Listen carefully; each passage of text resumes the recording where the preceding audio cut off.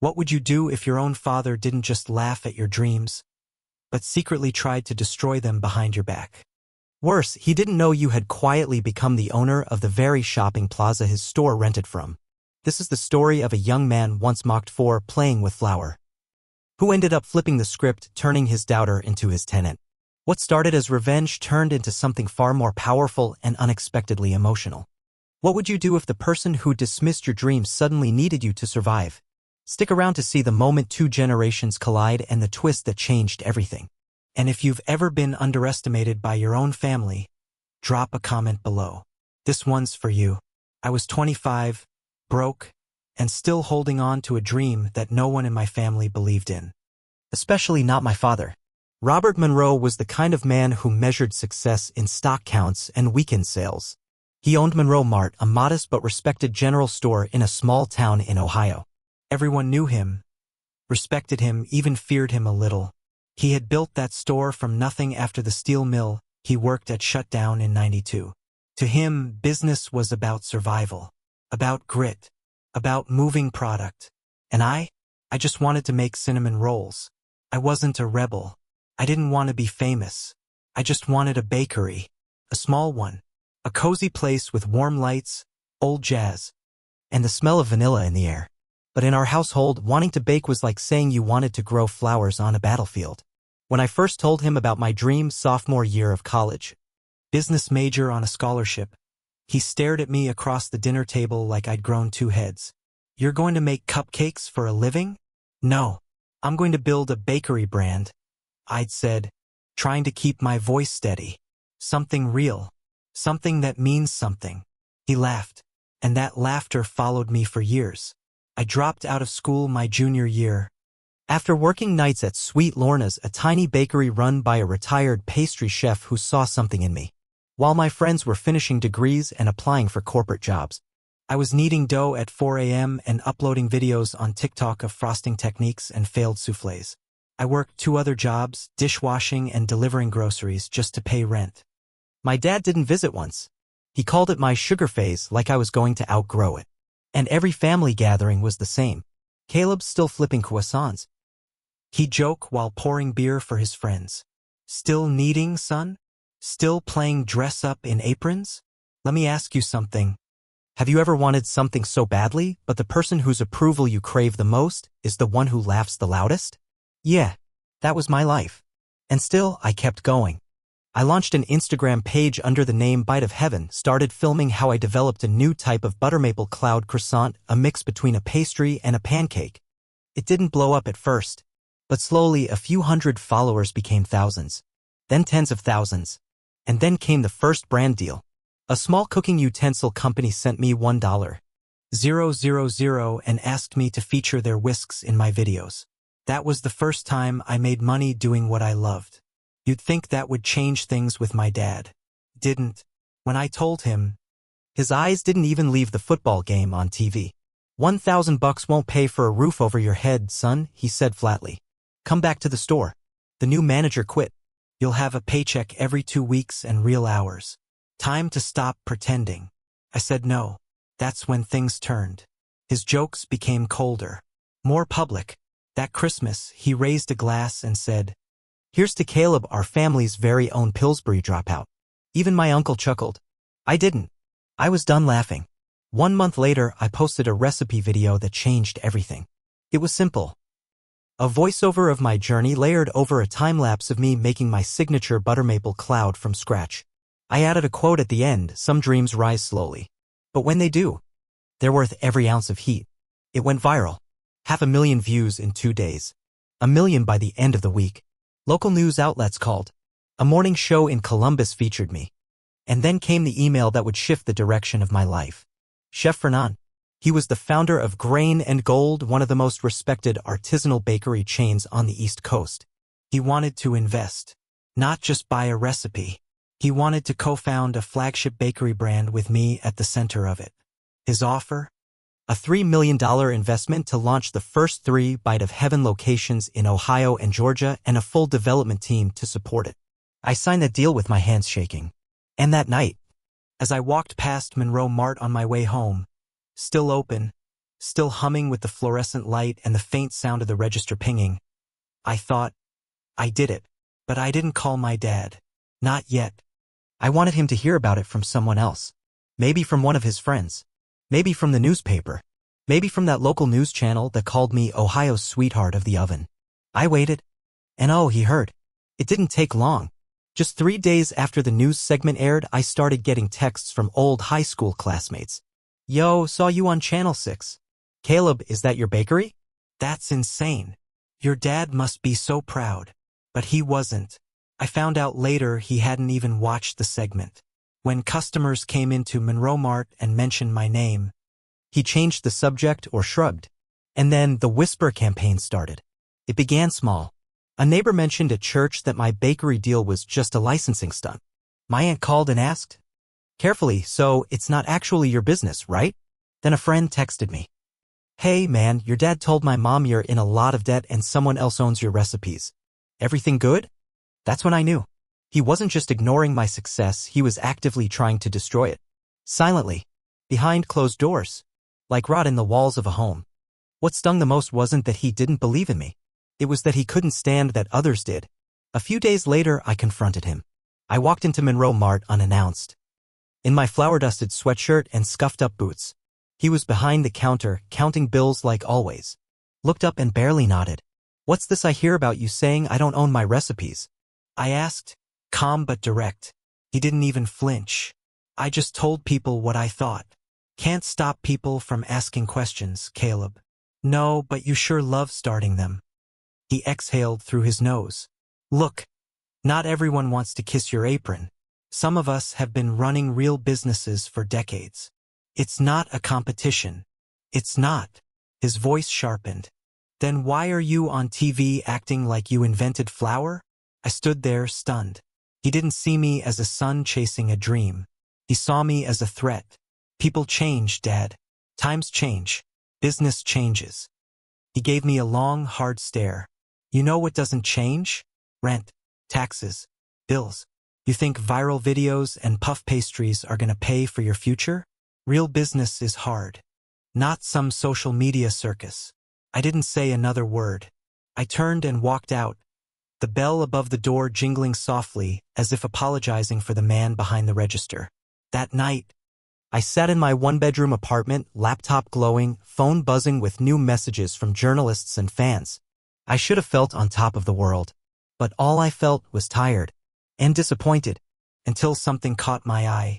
A notification from a real estate listing site I'd bookmarked months ago, just out of curiosity. It was a listing for a strip plaza right outside the center of town. The same plaza where Monroe Mart had stood for 17 years. I clicked. The owner was retiring. Wanted a quick sale. The tenants included a laundromat, a pet supply store, a nail salon, and my father's store. Price $1.4 million. Negotiable. My heart started racing. This wasn't just coincidence. This was opportunity knocking with both fists. Could I do it? Should I do it? I forwarded the link to my business manager, Jennifer, and wrote only 3 words. Can we buy? The reply came an hour later. Yes, if you're serious. I was. Within 3 weeks. My offer had been accepted just under asking price. I signed the paperwork with slightly trembling hands, barely believing what I was doing. I now owned the entire strip where my father's store operated. I was his landlord, not out of spite, but out of necessity. He had made it clear he'd never see me as successful. Fine. Then he'd see me as something else, inevitable. I drafted the lease renewal letter myself. No huge changes, just a moderate rent increase to reflect market value. Reasonable. Professional. But the envelope I mailed was thick, stamped, and sealed with one very specific addendum inside. Please address all landlord concerns to Caleb Monroe, Managing Director, CM Holdings Group. 2 weeks passed. No call. No text. Until I walked into Sweet Lorna's on a Monday morning and saw him sitting at a table in the back. Arms folded, coffee untouched. My stomach clenched. He looked up. So it's true. I nodded. It is. So it's true. You actually bought the place? That's right. He laughed, but there was no humor in it. What are you gonna do? Evict me? No, I said. Just keep things professional. Like you always said, business is business. His jaw tightened. You think this makes you the man now? No, I said softly. I think this makes me someone you have to finally take seriously. He stood without another word and walked out, leaving the coffee steaming behind him. The next few days were quiet. Then came the letter. A typed request to renegotiate rent. Claiming hardship. Asking for leniency. I could have denied it. I could have raised it even more. I could have made him sweat. But I didn't.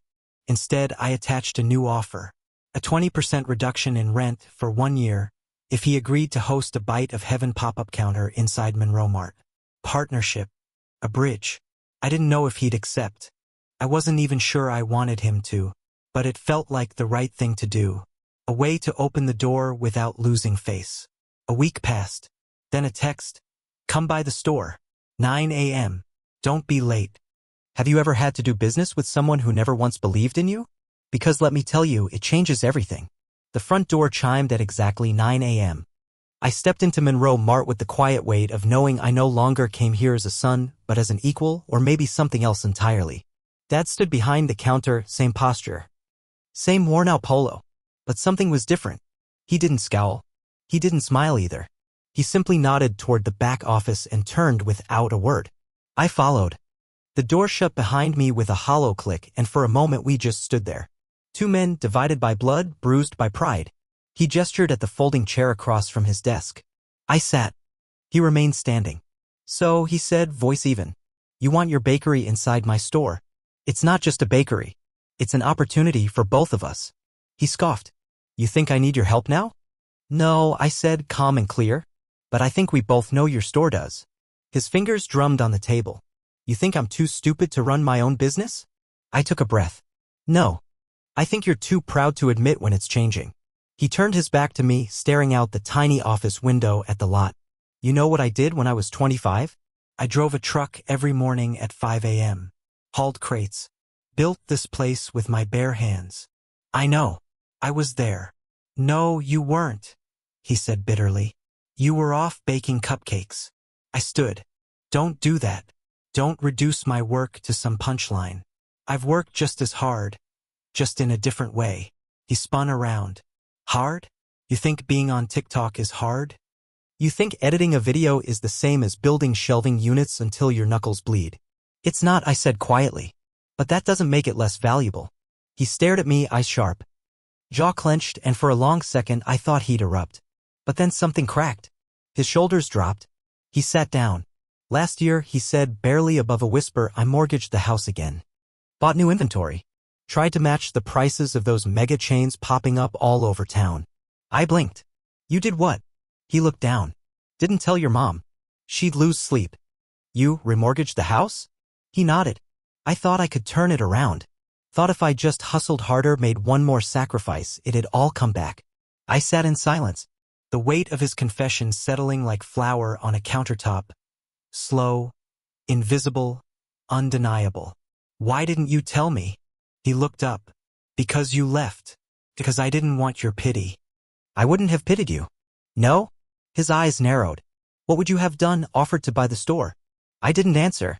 Because I had. And he knew it. He shook his head. You think I'm scared of failing, huh? No, I'm scared of fading. I'm ashamed that I didn't see it coming. That I put my faith in a system that doesn't reward loyalty anymore. Just flash. Just clicks and likes. It's not about flash, I said. It's about adapting. And it's not too late. He didn't respond. So I slid the proposal folder across the table, detailed breakdowns, projected revenue for the pop-up, shared foot traffic models, and a list of cross-promotion campaigns. People want nostalgia, I explained. They want community. If we offer them a fresh croissant next to a Saturday hardware sale, they'll come. They'll stay. He flipped through the folder, not speaking. Then he stopped on the first mock-up of the in-store Bite of Heaven stand. A simple corner by the entrance, pastel wood, handwritten chalkboard menu. A sign that read, Every bite tells a story. You really think people will buy $5 pastries here? I think they'll buy stories, I said. And if we tell the right one, they'll buy loyalty too. His hands lingered on the image. Let me try. I said softly. Let me show you what happens when we build something together. He didn't look at me. But after a long pause, he spoke. 1-month trial. If numbers go up, we talk again. I smiled. Deal. He closed the folder, then looked up. And Caleb? Yeah. Don't you dare put any of your matcha garbage in my store. People here want chocolate. Real chocolate. I laughed, surprised. Noted. The next 3 weeks were chaos. I pulled every string I had. Sent over a team of designers, set up POS systems, hired part-time staff, even convinced Mrs. Lorna to come out of retirement to consult for the first few days. We built a warm corner in that old store. And on opening day, the line wrapped halfway around the parking lot. We sold out in 2 hours. And on that day, I saw something I hadn't seen in years, my father smiling in public because of me.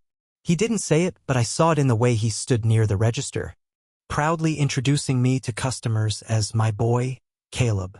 He makes those buttery things you all keep buying. He said it like he was just now realizing I'd become someone worth knowing. And it hit me. Sometimes people can't clap for you because they're still mourning who you used to be. But just as quickly as things went up, they got messy again. One afternoon, a man in a navy blazer walked into the store. He had a briefcase, slicked back hair, and a business card that read, Landmark Commercial Properties. He asked to speak with me.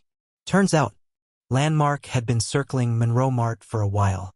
They wanted to buy the plaza and develop it into a franchise-friendly space. Fast food chains, dollar stores, you name it. The man offered $2. $1 million for the strip plaza, $500,000 over what I'd paid for it. I declined, but I didn't tell my father. Yet, I stared at the card from Landmark Commercial Properties long after the man left. $2.1 million. A profit margin most people only dream of in just a few short months. It was a logical decision. A clean win. The kind of flip any financial advisor would praise. But as I looked around the store, my father chatting with a regular about fishing lures, the scent of maple pastries hanging in the air, my chalkboard sign smudged with flower fingerprints, I realized. This wasn't just property. This was history. This plaza held more than retail. It held summers spent restocking shelves with my brother. Afternoons watching Mom tally receipts at the back table. Even the awkward high school hug from a girl I liked, right in front of aisle 5. How do you sell a place like that? I didn't. At least, not yet. But someone else had a different idea. 3 days later, I got a call from Patricia, our legal counsel at CM Holdings. Hey, Caleb. We received a strange inquiry. Someone claiming to be your business partner called asking if we'd consider negotiating an early release of the plaza. My chest tightened. Who? She paused. A man named Robert Monroe. I froze. My own father. Going behind my back. Thanks, Patricia. I said slowly. Don't respond. I'll handle it. I hung up, sat down, and stared at the wall for what felt like an hour. He couldn't stand me succeeding. Not truly. He smiled when it served him. But the moment things grew, the moment I owned something bigger than him, he tried to sell it off. It wasn't about money. It was about control. That night, I drove to the house. Not the plaza. Home. Mom opened the door with her usual warmth. But I saw the flicker in her eyes. The kind that comes from knowing something you wish you didn't. Is he here? I asked. She nodded, voice soft. In the garage. I walked in and found him sitting at his old workbench, hands covered in grease, tuning an antique cash register like it was a sacred heirloom. You went behind my back. He didn't look up. I made a phone call. To sell something you don't own. I built that store, Caleb. You rented that store. Finally, he stood. You don't understand. These developers, they know retail. They can bring in anchor tenants. Get national brands. Real traffic. You mean like a chain store where your face gets replaced by a self-checkout screen? It's just business. No, I snapped. It's insecurity. You can't stand the idea that I made something bigger than you. That your son, the one you mocked, outgrew your shadow. His face flushed, jaw trembling. You think I'm jealous of you? I think you're afraid of being forgotten. Silence. Long, thick, heavy. Then he whispered, I'm afraid of losing everything. I stepped back. It wasn't a confession, it was a crack. A rupture in the armor I'd spent my whole life banging my fists against. You could have talked to me. He sat back down. I don't know how. The next day, I called Jennifer and told her to schedule a meeting with Landmark. I'm not selling, I clarified, but I want them to know that. We met at a neutral cafe downtown. They arrived polished and persuasive, armed with charts and promises. This area is dying, the rep said bluntly. You're holding on to nostalgia. We're offering future. I looked him in the eye. Nostalgia built this community. My father's name means something here. He smirked. Names fade. Brands stay. I stood. So does legacy. Meeting over. But it sparked something in me. An idea. What if we didn't just protect legacy? What if we redefined it? That night, I didn't sleep. I stayed up sketching on a napkin just like I used to with frosting patterns. A vision formed, one that merged tradition with innovation. I called Thomas at 3 a.m. Sorry, bro, I said breathlessly. But I need your brain. For pastries. No, I said. For something bigger. Within a week, we'd laid the groundwork for the Monroe Market. A reimagined retail experience built around family-run businesses, legacy vendors, and local culture. Bakery in the front. Hardware counter in the back. A book nook. Coffee tasting bar. Community mural wall. Monthly maker nights where kids could decorate cookies while parents shopped. I pitched the idea to my father like a startup investor. He stared at the model on my iPad. You want to turn this place into, what? A farmer's market. A family hub. Built on your name. He crossed his arms.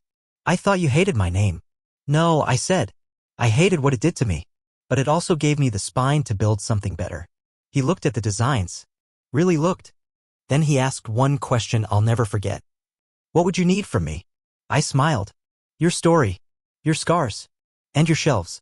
The following weeks were a blur. Permits. Contracts. Vendors. Social campaigns. Painters and plumbers and pastry chefs. Dad and I didn't talk much. But we worked together back to back. Like builders. One night, as we swept the floor of the old Monroe Mart for the final time before the rebrand, he turned to me and said, you know, for a cupcake kid, you don't suck. It was the closest thing to I'm proud of you I was ever gonna get. I took it. Have you ever built something just to prove someone wrong, only to realize you needed them to finish it right? Because that's where I was now. And it was the first time in years. I wasn't angry anymore. Opening day felt like a small-town Super Bowl. The parking lot was packed before the sun had fully risen. Cars lined the streets. A local radio station set up a pop-up tent and played 80s rock through cheap speakers. There were streamers, sidewalk chalk messages, and a dozen high school volunteers guiding traffic. The new signage above the plaza read, Monroe Market, where legacy meets local. Inside, the air smelled like cinnamon, pine wood, and promise. The bakery sat at the heart of it all. Bite of Heaven, now a full-fledged flagship store with a curved glass counter, tile floors, and that same chalkboard sign that started it all. But it wasn't the pastries that made the place glow. It was the people. Mothers with toddlers, retired couples, teenagers live-streaming their first bites of maple cloud buns. The kind of community we always had, but never celebrated. I watched from the upper balcony. A little addition Thomas had insisted on for press angles. He was down below now, making sure the media kit got into every journalist's hands. Next to me stood my father. He wore a new button-down, still wrinkled, still resisting full polish. But his posture, proud, quiet, still. They're here for the food, he muttered, pretending not to smile. They're here because they believe in the story, I said. Ours. He didn't respond, but I caught the corner of his lip twitch. At noon, the ribbon-cutting ceremony began. A small wooden stage had been set up near the parking lot entrance. Evan, now our COO, took the mic. Welcome, everyone. What you see today started with one man's dream and another man's resistance. But what emerged is something neither could have built alone. The crowd chuckled. My father glanced sideways at me. I smirked. Evan continued. It's an honor to introduce the man behind Bite of Heaven, the man who wouldn't quit even when no one believed in him, Caleb Monroe. Applause thundered. I stepped up. Heart pounding. Microphone cold in my hand. I looked out not just at customers, but at neighbors who once dismissed me, classmates who ignored me. even a few who had joined my dad's gossip back in the day. But none of that mattered now. I started this journey because I wanted to prove someone wrong. I began. But I'm standing here today because I realized something more important. I looked down at my father. We all rise taller when we stop trying to win against each other and start building with each other. Tell me something, I said, locking eyes with the crowd. Who taught you the meaning of hard work? And have you told them lately that it still matters? Silence. Then slow, swelling applause. A ripple that turned into a wave. I stepped back.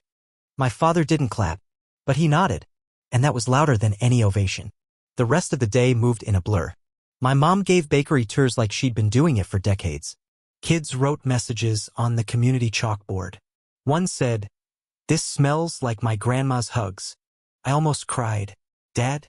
He manned the corner hardware kiosk we kept as a nod to his original Monroe Mart. Same tool brands. Same stubborn price tags. But this time he smiled when people asked, "Are you Caleb's dad?" At 4 p.m. I stepped away to breathe. That's when Thomas approached me. "Hey, you should come see this." He led me to the back office. Evan was there, holding a stack of papers with a strange look. I scanned the top sheet. A legal letter. From Landmark Commercial Properties. Not another offer. This time, it was a warning. They're planning to develop a hypermart half a mile down the road, Evan said. 3 acres.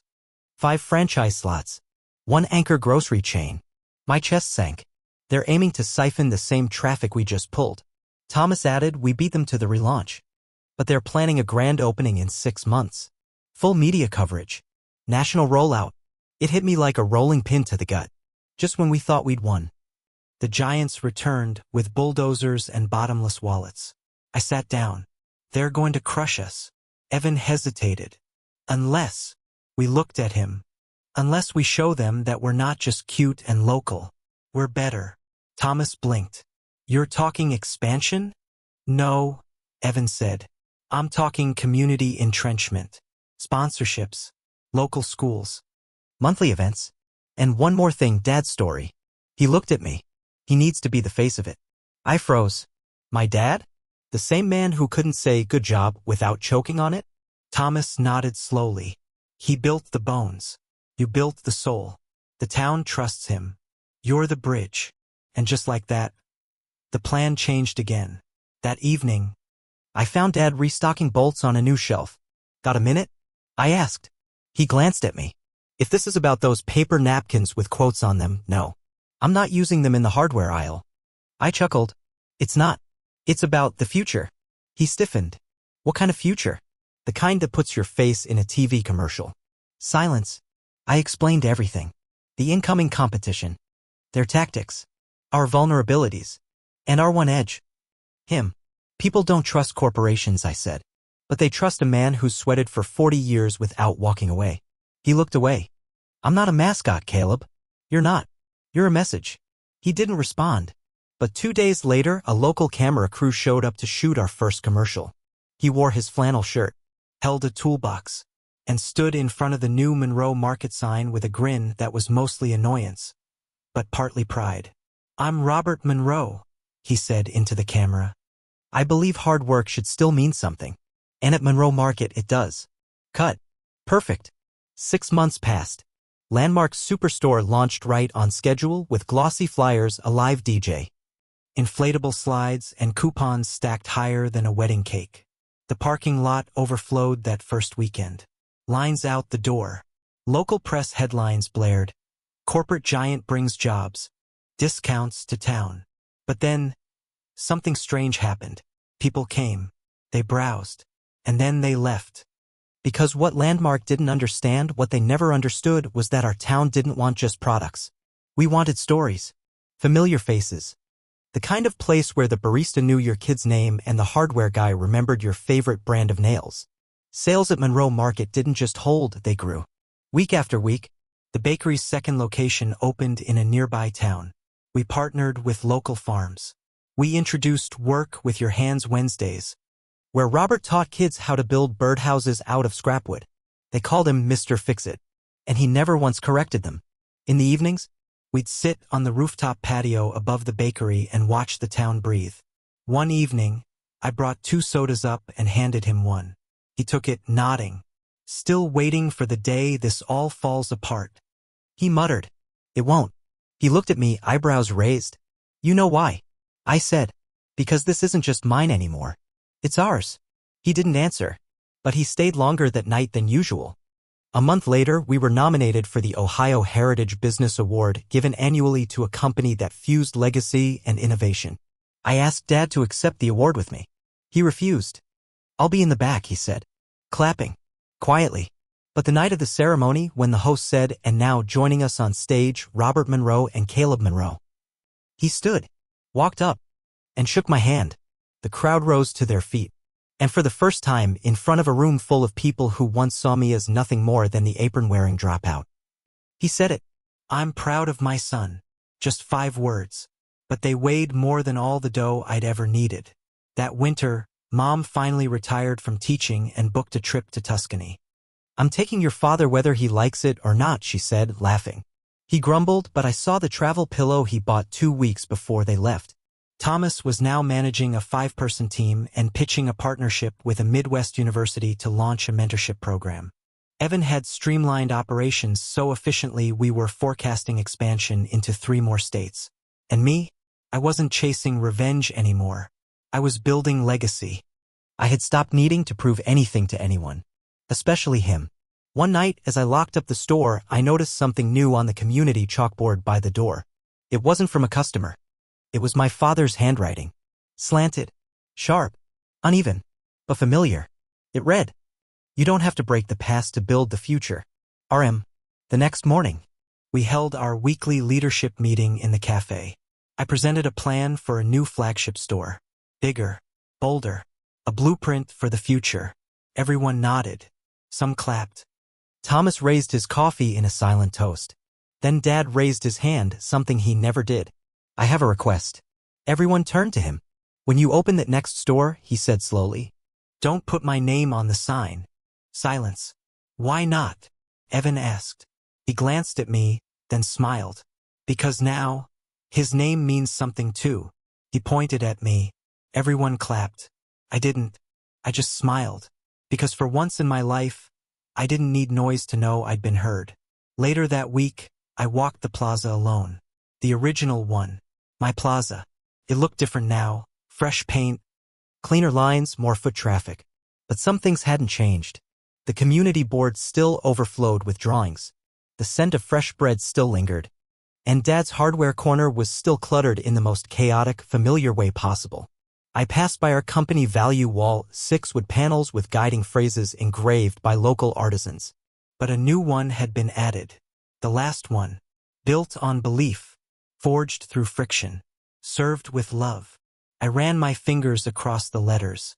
And for the first time since this journey began, I felt done. Not finished, but full. So tell me, viewer, have you ever chased success just to prove someone wrong, only to realize you needed their love more than their approval? Because that's where my story ends. And maybe where yours begins. Sometimes, the people who hurt us most aren't our enemies. They're the ones closest to us. The ones who raised us, loved us, and yet never learned how to show it in a way we understood. But the path to healing doesn't always lie in confrontation. Sometimes it lies in construction. Build something. Not to destroy what came before, but to create a bridge between then and now. Between who they were and who you're becoming. You don't have to choose between legacy and growth. You can honor both. Even if it takes time. Even if it takes silence. Even if it takes starting with just a single recipe. Monroe Market, where legacy meets local.